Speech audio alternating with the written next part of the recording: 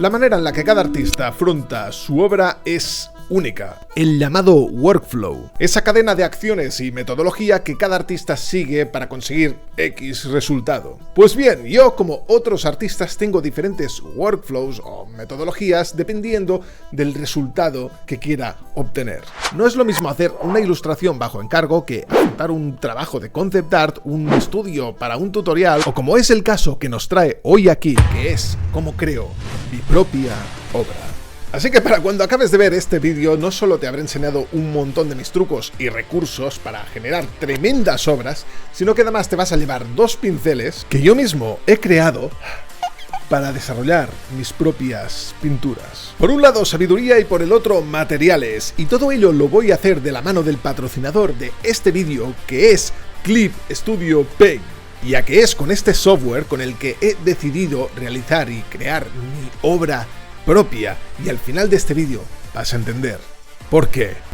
Dicho esto, empecemos por el principio. El boceto. Mirad, sé que he dicho una y mil veces que no me gusta mucho el formato portátil a la hora de dibujar, pero la verdad es que desde hace algún tiempo, por temas de trabajo principalmente relacionados con YouTube, me toca viajar más de lo que es habitual en mí, que es cero. Y la verdad es que he naturalizado el hecho de ponerme a garabatear en cualquier rincón con mi tableta y dejar que fluyan las ideas. ¿Qué demonios? Tanto ha sido así que la mayoría de bocetos de exploración que realizo actualmente los hago mejor con tableta. Eso sí, aquí han jugado un papel fundamental 2 características cojonudas de Clip Studio Paint. La primera, los lápices de bocetado son sencillamente increíbles. Los que vienen de serie ya son de por sí una auténtica pasada, pero yo, que soy una reinona, me hice mi propio lápiz para bocetar. Porque sí, ya que tengo que realizar mi propia obra, qué mejor que hacerlo con mis propias herramientas. Es como dejar una huella única. Y además esto ya es algo personal. En mis obras me gusta dejar trazas del boceto en el final de la obra para que se intuya esa parte más fresca del inicio de la propia obra. No sé, creo que le da cierta identidad. Luego más adelante en el vídeo te cuento cómo puedes conseguirlo. Y la segunda cosa a tener en cuenta es la interfaz simplificada, porque es una cosa que se ha sacado Clip Studio de la manga y es delicioso. Mirad, una de las novedades que también trae esta nueva versión de Clip Studio es que, si bien antes había esta versión de tipo estudio para smartphones y tablets, está bastante bien, se parece mucho a la de sobremesa, incluso trae este gadget de aquí que incluye algunas teclas de atajo a modo de Express Key, pero la nueva versión tiene una cosa muy interesante, que es que si vamos aquí y bajamos aquí y ponemos cambiar a modo sencillo, fijaros que la interfaz queda mucho más limpia y la verdad que queda todo mucho más sencillo, la información necesaria. Justo aquí tenemos los pinceles, las plumillas, los pinceles, sprays, difuminaciones. En este caso estamos con el lápiz haciendo el bocetado, pero para esta primera fase de boceto esta interfaz es genial porque deja simplemente lo esencial para centrarnos en lo que es el dibujo, y esto sumado además a estos pinceles que son pura delicia, pues la verdad es que esta nueva interfaz simplificada es un punto muy a favor, muy bueno para disfrutar mucho más de la experiencia portátil. ¡Boom!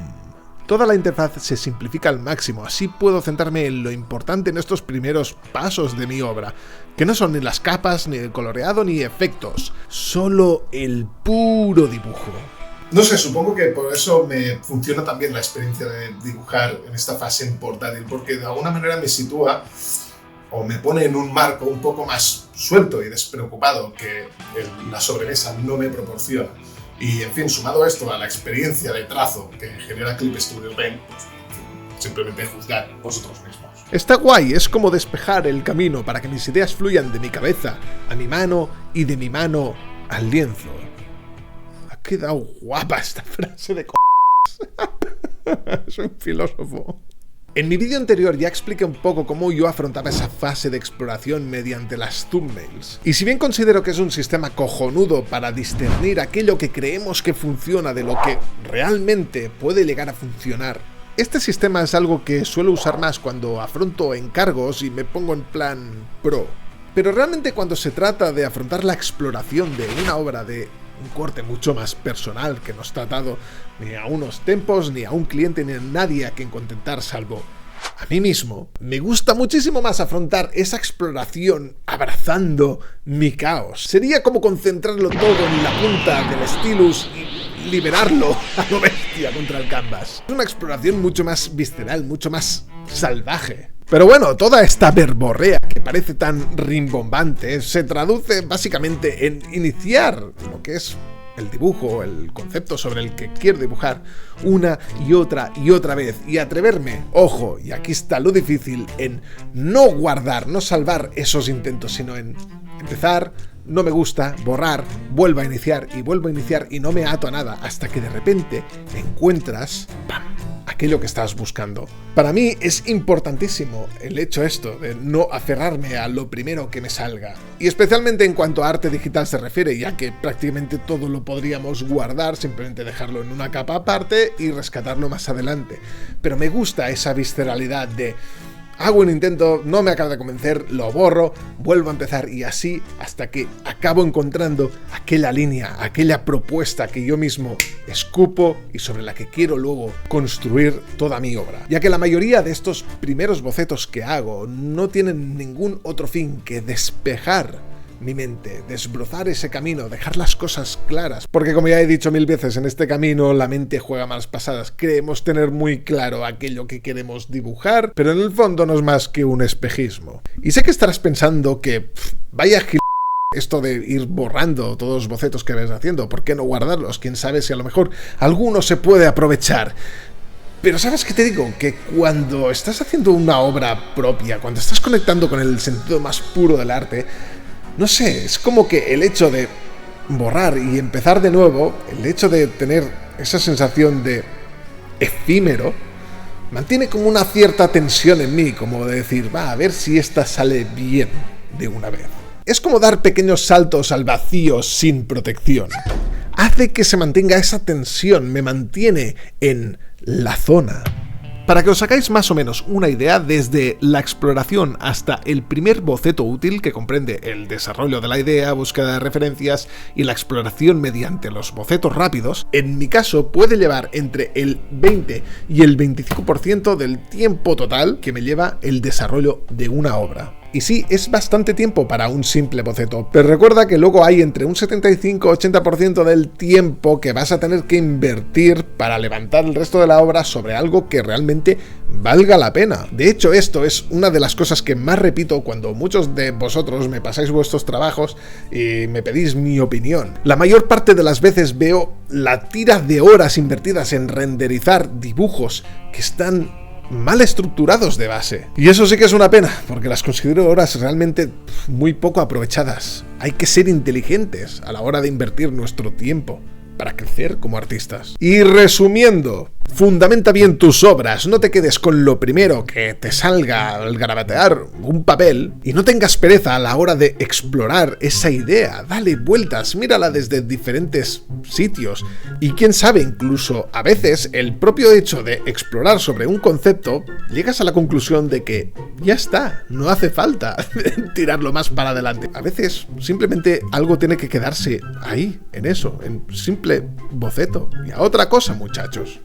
Pues bien, después de el bocetado viene la parte de pintado y dejad que aquí me pare un momento, porque si en algo se caracteriza Clip Studio Pen es en la calidad y variedad de sus pinceles. Ya no solo es que de serie vengan tremendas joyas como el pincel de óleo o las acuarelas, que son una auténtica barrabasada, sino que cuenta con una de las más grandes comunidades de artistas y usuarios que no para de investigar, crear nuevos invents, brushes, add-ons para varias funciones como las referencias en 3D, que por cierto hay una auténtica barbaridad de ellas. Ya sabéis, para los que os gusta hacer un poco de trampillas y calcar. Ojo, eso sí, las cosas hay que decirlas, cuando se trabaja en formatos un poco grandes, que es mi caso, sobre todo cuando quiero hacer obra propia, porque quiero hacerlo en formato A2 o superior, hay muchos de los pinceles que cuando intentas cubrir grandes zonas del lienzo, pues petardean un poquito. Y como he dicho, mis obras quiero que sean de formato grande, de modo que no me ha quedado más remedio que, maldita sea, hacer mi propio pincel. Deja que te presente a Esgrima, que es una modificación de un pincel tipo marcador que ya venía con la última versión de Clip Studio, pero que le he estado haciendo modificaciones a lo largo de las últimas 5 o 6 obras, ¿vale?, con las que he trabajado con él, hasta que he conseguido el punto, el prime ideal en esta obra justamente. Y es un pincel que, como podéis ver, tiene mucha dinámica, o sea, tanto puedes hacer cortes de pintura con mucha carga de tinta, pero si aprietas solo de manera ligera se pueden crear estos difuminos y esos pases más progresivos entre tonos. Y esto es especialmente interesante cuando hacemos transiciones entre tonos de color.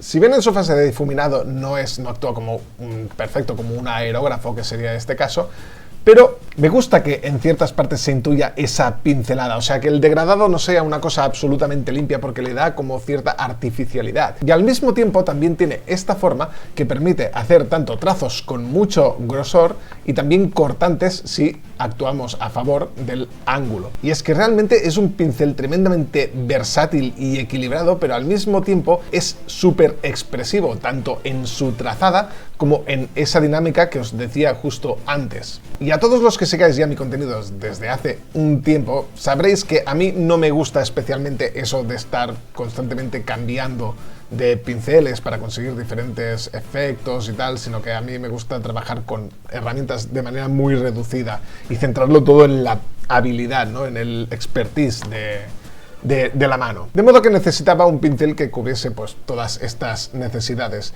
Precisión cuando se la necesita y al mismo tiempo pues que tenga ese punto de flow y de desparpajo. Es que, colega, tío, tú solo mira esto. O sea, ¿puede tener más personalidad 4 manchurrones así metidos a la tuntún? Es que flipa, tío. Es que mola mucho, tío, es que me encanta. Es que tienes estos trazos gruesos y untuosos y al mismo tiempo también estos finos y como cortantes, tío. Es que no sé, esta mierda es para mí, ¿sabes? De hecho, no hay mayor prueba de la versatilidad de Esgrima que ver este resultado y lo comparamos con lo que también es capaz de hacer, que es este. Es que, sencillamente, tío, es que mirad estas pinceladas, tío. Es que es pura lujuria, tío. Es pura lujuria. Y en relación a lo antes mencionado del tamaño, este no da ningún problema a la hora de moverlo para cubrir grandes zonas del canvas. Vamos, que va como un tiro. Y si bien para otros trabajos prefiero pinceles un tanto más sosos, más controlados, no tan expresivos, para mi propia obra lo que quiero es rock and roll. Y para eso he creado a Esgrima. En la descripción te estaré dejando el enlace de descarga del paquete que incluye el pincel, la goma de borrar y el lápiz de boceto antes mencionado. De nada. Y haz una cosa, una vez lo tengas, haz una copia de este y sigue trasteando con él. Haz clic aquí y date el lujo de probar, por ejemplo, implementando texturas o adaptándolo a la inclinación de tu propio trazo. Te recuerdo que yo soy zurdo, así que ya sabes, te toca invertir la inclinación.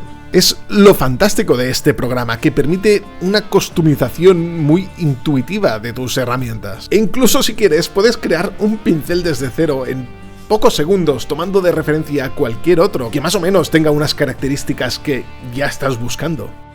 Luego vendría todo lo que es el renderizado en sí de la obra, pero no voy a pararme en este punto ya que tengo un vídeo aquí en YouTube y además un curso donde explico todo este proceso de un modo mucho más profundo. Pero ojo que esto es arte digital y una de las partes más interesantes del proceso de una obra justo empieza cuando acabas de pintar. Ya que si algo distingue el arte digital per se es que una vez finalizado el pintado podemos tocar ciertos parámetros para que nuestra obra pase a verse increíblemente más potente. De modo que aquí te traigo los 4 recursos que más suelo utilizar en el acabado de una obra en Clip Studio Paint.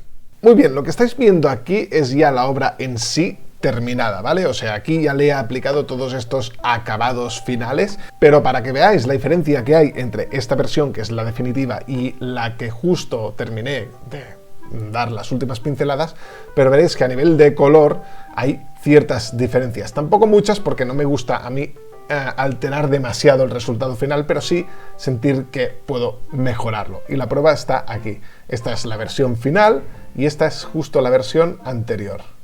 ¿Veis? Si bien en sí lo que es la propia obra es la misma, está simplemente mejorada. Hay ciertos puntos donde hay un poco más de intensidad en el color, un pelín más quizás de contraste entre las zonas de mayor claridad y de mayor oscuridad, pero como digo, los parámetros que ahora os voy a enseñar los voy tocando de poco a poco. Es mucho mejor dar pequeños saltitos que no empezar a dar grandes cambios. De hecho, si os fijáis aquí, todas estas versiones son pequeños saltos que he ido generando hasta llegar a esta, que es la que yo considero la versión final. Pero bueno, vamos a por el primero, y es que si nos dirigimos aquí en edición, nos vamos a corrección tonal, que la mayoría están todos aquí, y nos vamos a equilibrio de color.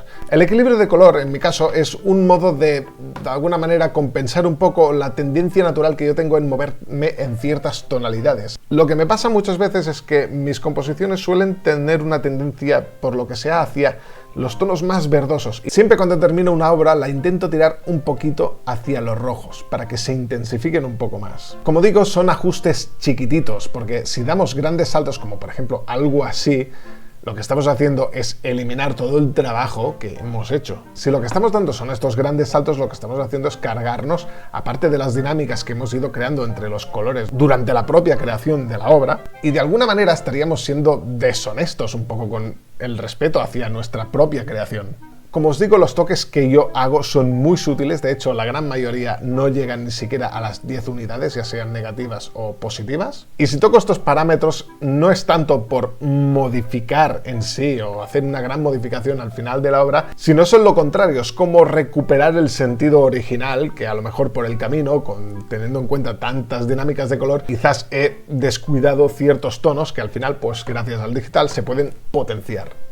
Otra cosa que también suelo apretar siempre un poquito al final, pero esto no lo recomiendo a todo el mundo, es la saturación. Que nos vamos aquí, nos vamos a corrección tonal otra vez y nos vamos aquí, tono, saturación, luminosidad. Desde este menú solo sugiero que toquéis la saturación, ya que la luminosidad es mucho mejor tocarla desde el apartado de niveles, que ahora os enseñaré, y el tono, de hecho, lo suyo es no tocarlo, porque lo que estarías es jodiendo literalmente toda la esencia de tu propia obra, o sea, no tiene ningún sentido que toques el tono general ni lo varíes en absoluto. Pero como os decía, yo sí que suelo tirar un poco de saturación hacia arriba, pero eso tiene una explicación porque por lo general yo suelo trabajar con muy baja saturación. Prefiero siempre pecar por abajo, ya que después hay mecanismos, aparte de del de la saturación que sube a nivel general la de toda la obra, pero hay diferentes formas de poder potenciar ciertos colores en las fases finales de una obra. De hecho, nos podremos fijar por aquí que si vamos a los colores originales tal y como los pinté, si os fijáis, se encuentran básicamente en la zona de los grises. Quizás el rojo es un poco más intenso y está intencionadamente hecho a propósito, pero fijaros que ocupa una muy pequeña parte del general de la obra. Lo mismo pasa con el fondo, está bastante desaturado,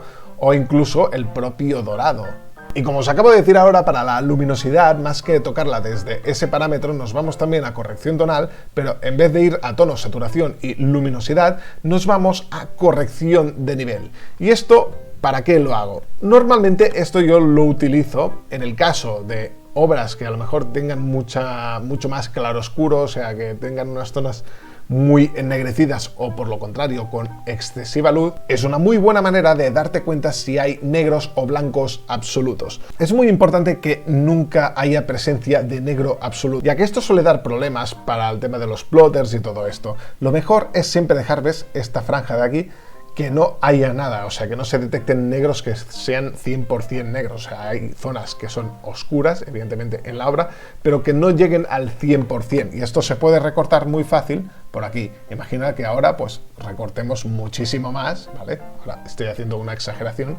Si lo dejásemos aquí, le diésemos a aceptar y volviésemos, como podéis ver, hemos recortado muchísimo más. Ahora sí que no hay apenas presencia de negro, pero al mismo tiempo la obra queda descafeinada, queda muy feucha, sí. Así que simplemente es un tema por si se te va la mano con la oscuridad o con los tonos excesivamente negros o excesivamente blancos, por ahí se puede recortar un poquito y a la hora de imprimir tu obra se va a ver muchísimo mejor. Y por último, pero no menos importante, una cosa que es una caña de la nueva actualización de Clip Studio, y es esto. Nos vamos en el mismo sitio a corrección tonal y en la nueva actualización encontraremos esto, armonización cromática. ¿Qué es esto? Es una auténtica pasada. Si le damos aquí, ¿vale?, se abrirá este menú de aquí, donde viene por defecto con diferentes imágenes, donde lo que aquí ocurre, y es la santa magia, es que toma los tonos de referencia de una foto, o de otra obra. Por ejemplo, yo aquí lo estuve testeando con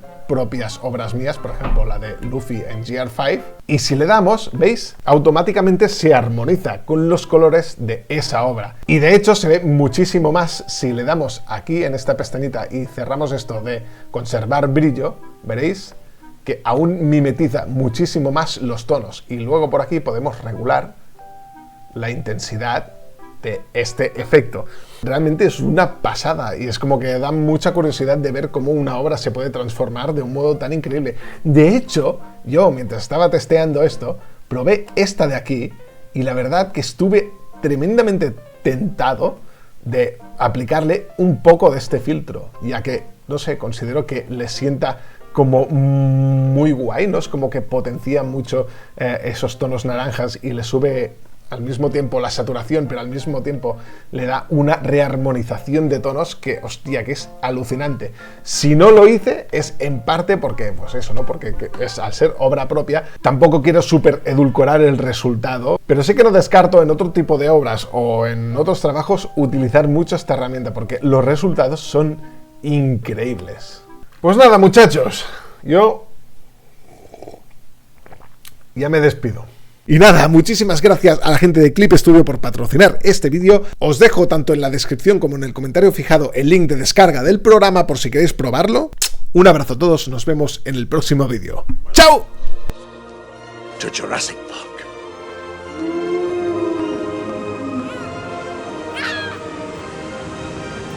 ¡Oh!